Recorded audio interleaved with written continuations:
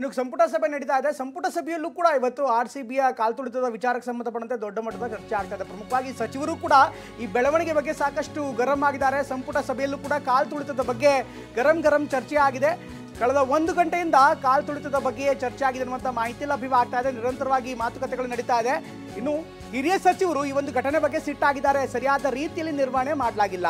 ಈ ಸರ್ಕಾರದಿಂದ ಈ ಸರ್ಕಾರಕ್ಕೆ ಘಟನೆಯಿಂದಾಗಿ ಭಾರಿ ಮುಜುಗರ ಉಂಟಾಗಿದೆ ಅನ್ನುವಂಥ ಮಾತನ್ನ ಈಗ ಹೇಳ್ತಾ ಇದ್ದಾರೆ. ಕಾರಣವಾದಂಥ ಪೊಲೀಸ್ ಅಧಿಕಾರಿಗಳನ್ನ ಅಮಾನತು ಮಾಡಬೇಕು ಅನ್ನುವಂಥ ಪಟ್ಟನ್ನು ಕೂಡ ಈಗ ಸಚಿವರು ಇಟ್ಟಿದ್ದಾರೆ. ಇನ್ಸ್ಯಾಟ್ ಸುದ್ದಿಯಲ್ಲಿ ಸಂಪುಟ ಸಭೆಯ ಎಕ್ಸ್ಕ್ಲೂಸಿವ್ ಆದಂಥ ಮಾಹಿತಿಯನ್ನು ನಿಮಗೆ ಕೊಡ್ತಾ ಇದ್ದೀವಿ. ಏನಾಯ್ತು ಇವತ್ತು ಅಂತ ನೇರವಾಗಿ ಸಚಿವರೇ ಹೇಳಿದ್ರು. ಇನ್ಫ್ಯಾಕ್ಟ್ ಗೃಹ ಸಚಿವರೇ ಸಭೆಯಲ್ಲಿ KSCA ಪಟ್ಟು ಹಿಡಿದಿತ್ತು ಅನ್ನುವಂಥ ಮಾತನ್ನು ಕೂಡ ಹೇಳಿದ್ರು. ಇದ್ರ ಜೊತೆಗೆ ಇನ್ನಷ್ಟು ಅಪ್ಡೇಟ್ಗಳು ಬರ್ತಾ ಇದೆ. ಪೊಲೀಸ್ ನಿರ್ಲಕ್ಷ್ಯ ಈ ಪ್ರಕರಣದಲ್ಲಿ ಎದ್ದು ಕಾಣ್ತಾ ಇದೆ ಅನ್ನುವಂಥ ಮಾತನ್ನು ಕೂಡ ಎಲ್ಲ ಸಚಿವರು ಹೇಳಿದ್ದಾರೆ.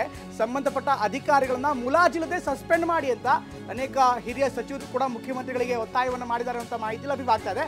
ಹಾಗೆಯೇ RCB ಇವೆಂಟ್ ಮ್ಯಾನೇಜ್ಮೆಂಟ್ ಸಂಸ್ಥೆ DNA ಕೂಡ ತಲಾ 1 ಕೋಟಿ ಪರಿಹಾರ ಕೊಡಿಸುವಂತೆ ಒತ್ತಾಯವನ್ನು ಮಾಡ್ತಾ ಇದ್ದಾರೆ.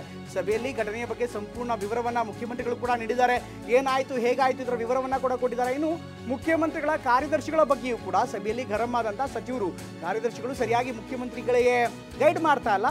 ಕಾರ್ಯದರ್ಶಿಯರ ವೈಖರಿಯಿಂದಲೇ, ಅವರ ಕೆಲಸದ ವೈಖರಿಯಿಂದಲೇ ಎಲ್ಲ ಘಟನೆ ನಡೆದಿದೆ. ಸರಿಯಾದಂಥ ಮಾಹಿತಿ ನೀಡದೆ CMರನ್ನ ಈ ಒಂದು ಕಾರ್ಯಕ್ರಮದಲ್ಲಿ ಭಾಗಿ ಮಾಡಿದ್ದೇಕೆ ಅನ್ನುವಂಥ ಪ್ರಶ್ನೆಯನ್ನು ಕೂಡ ಈಗ ಸಚಿವರು ಮುಂದಿಟ್ಟಿದ್ದಾರೆ ಅನ್ನುವಂಥ ಮಾಹಿತಿ ಲಭ್ಯವಾಗ್ತಾ ಇದೆ. ಇವತ್ತಿನ ಸಭೆಯಲ್ಲಿ ಸಾಕಷ್ಟು ವಿವರವಾದಂಥ ಚರ್ಚೆ ಆಗಿದೆ. ಪ್ರಮುಖವಾಗಿ ಸಭೆಯಲ್ಲಿ ಇನ್ನಿತರ ಅಜೆಂಡಾಗಳಿದ್ರೂ ಕೂಡ ಈ ಕಾಲ್ತುಳಿತದ ವಿಚಾರವನ್ನು ಹಿರಿಯ ಸಚಿವರು ತುಂಬ ಜೋರಾಗಿ ಮಾತನಾಡಿದ್ದಾರೆ.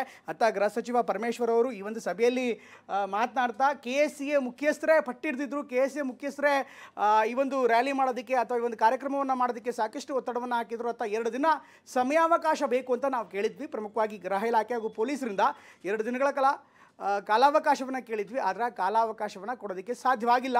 ಹೀಗಾಗಿ ಇದನ್ನು ಹೊಣೆ ಯಾರು ಹೊಡ್ತಾರೆ ಅನ್ನುವಂಥ ಪ್ರಶ್ನೆಯನ್ನು ಕೂಡ ಮುಂದಿಡಿದ್ದಾರೆ. ಒಟ್ಟಿನಲ್ಲಿ ಈ ಎಲ್ಲ ಬೆಳವಣಿಗೆ ಈಗ ಸರ್ಕಾರ ಉತ್ತರ ಕೊಡಬೇಕಾದಂಥ ಒಂದು ಪರಿಸ್ಥಿತಿಯಲ್ಲಿದೆ. ಅತ್ತ ಸಚಿವರು ಕೂಡ ಗರಂ ಆಗಿದ್ದಾರೆ. ಸರಿಯಾದಂಥ ರೀತಿಯಲ್ಲಿ ನಿರ್ವಹಣೆ ಮಾಡಿಲ್ಲ ಅಂತ.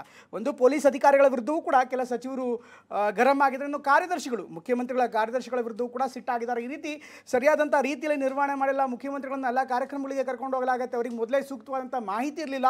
ಮುಖ್ಯಮಂತ್ರಿಗಳಿಗೆ ಇಷ್ಟ ಇದೆಯೋ ಇಲ್ವೋ, ಅವರಿಗೆ ಗೊತ್ತಿದೆಯೋ ಗೊತ್ತಿಲ್ವೋ, ಆದರೂ ಕೂಡ ಅವರನ್ನು ಈ ಒಂದು ಕಾರ್ಯಕ್ರಮದಲ್ಲಿ ಭಾಗಿ ಮಾಡಿದ್ದೇಕೆ, ಸರಿಯಾದಂಥ ರೀತಿಯಲ್ಲಿ ಯಾವುದೇ ಮಾಹಿತಿಯನ್ನು ನೀಡಿಲ್ಲ. ಇದೆಲ್ಲವೂ ಕೂಡ ಚರ್ಚೆ ಆಗಿದೆ. ಹೀಗಾಗಿ ದೊಡ್ಡ ಮಟ್ಟದಲ್ಲಿ ಸಂಪುಟ ಸಭೆಯಲ್ಲಿ ಈ ಒಂದು ಕಾಲ್ತುಳಿತದ ವಿಚಾರ ದೊಡ್ಡ ಮಟ್ಟಿಗೆ ಚರ್ಚೆ ಆಗಿದೆ. ಹೀಗಾಗಿ ಈ ಪ್ರಕರಣ ಈಗಾಗಲೇ ಸಾಕಷ್ಟು ಹೊಸ ತಿರುವನ್ನು ಪಡ್ಕೊಳ್ತಾ ಇದೆ. ಅತ್ತ ರಾಜಕೀಯವಾಗಿ ಕೂಡ ವಿಪಕ್ಷಗಳು ಹರಿಯಾಯ್ತಾ ಇದ್ದಾರೆ.